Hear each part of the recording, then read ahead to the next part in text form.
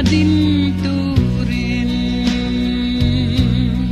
dấu pha lên tên thầy lại không căn ram xua na lâu về na lal pa căn nghe ik không mal sông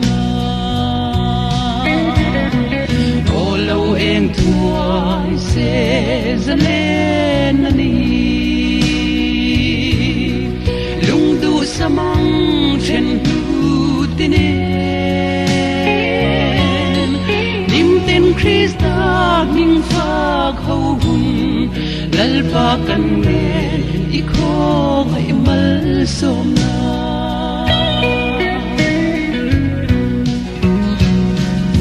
o kan lung du len rual chen tak tinen Bam dai rial tang to ma sila kan hil long che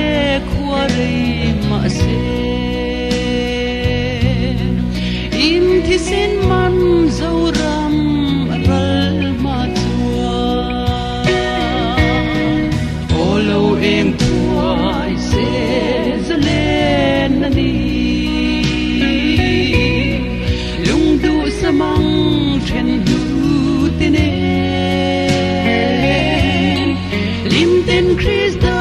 ming phak hau hun lal pa kan ngen I kho ngai mal som na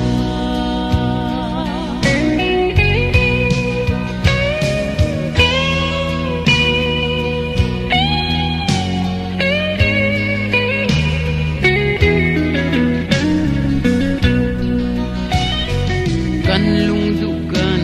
lom na berte tuani se ol than wi ruai chu ma ki